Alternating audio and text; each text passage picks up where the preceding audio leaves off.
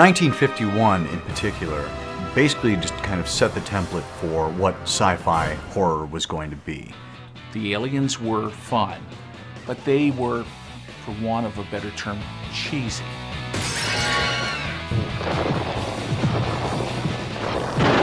How can you anticipate what a fantastic organism like that might do or might not do? All right, all right. It's amazing to think that that was all shot on that one soundstage. Yeah. I've had a number of Air Force people, very senior people, say, you know, there are UFOs. There are unidentified things in the sky.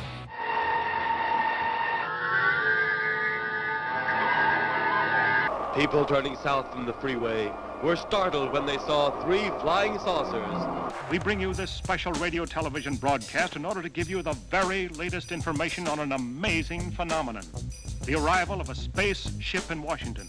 Still, I'm a great believer in the existence of UFOs. It's a flash of things invisible!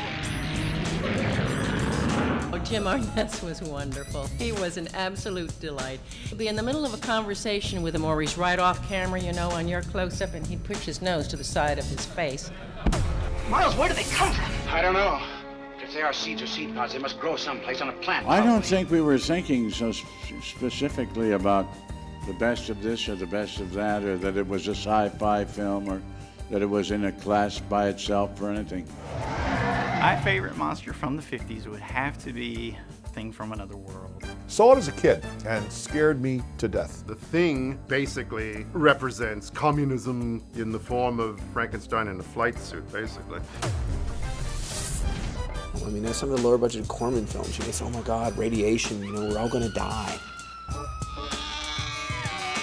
Actually, we're not gonna die, we're gonna mutate. That's what we're gonna do. The special effects by today's standards really aren't there. They built AIP. The audience came in droves to see these films. And we see the Russians a few days later, and I have to call him. I say, Roger, this stuff looks good, but for God's sakes, extras are cheap. Put extras in the background. Voyages to the outer universe a reality. Satellite space stations in operation for landing and refueling. Apparently we have some deadly neighbors in outer space. Hey, true believers, it's Rob coming at you with a new video.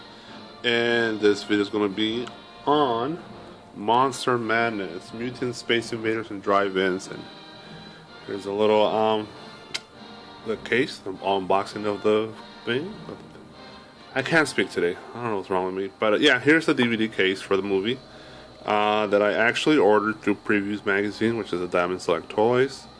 It's the only place I've seen it. I didn't really see it being advertised anywhere else, and I didn't know much about it.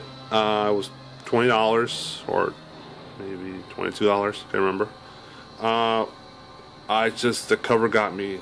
The cover shows some of the best 1950s sci-fi films ever made, and The Day of Steel and Creature of the Lagoon.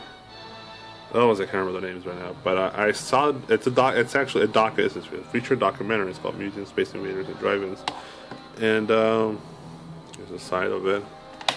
And according to the back of it, I'm not sure where I read it. It's somewhere around here. This says is Volume 2 here. This is the second documentary they have made. I'm not sure where. I know I read it somewhere. I'm trying to look. Of course, this is not very well. I'm not a professional. I don't get paid for doing this. I do this for fun. So I'm not a professional. I'm an amateur. But it is a collection of different documentaries they have made. Us somewhere around here said it was Volume 2. Maybe it did in the advertisement, but it doesn't say it on the casing that I see.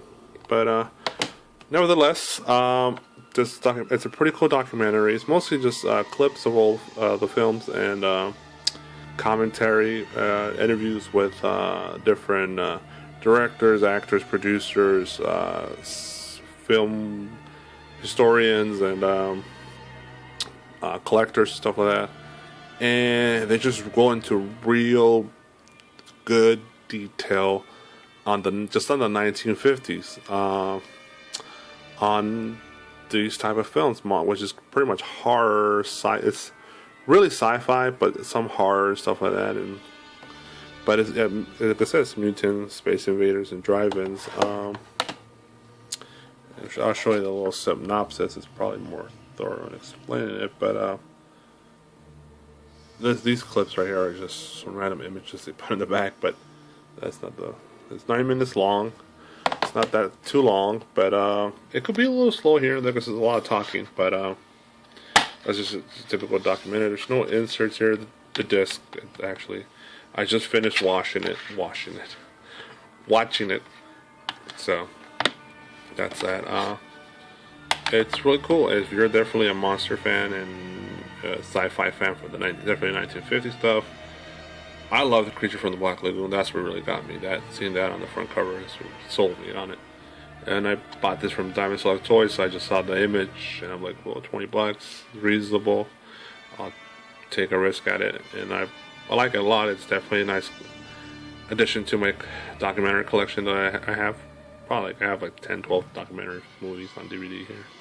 Not too many, but yeah, I'm glad I got it. It was entertaining. It was actually very informational, and I dig it. If you're into that kind of stuff, if you're a documentary guy or a 1950s sci-fi guy, classic horror films, stuff like that, definitely a must get, I think. Of course, packaging, nothing special about it, just simple images. The disc is just basic DVD, no Blu-ray. So that's that. So subscribe, like the video, and keep on being true believers. Keep on collecting. See you later. Bye.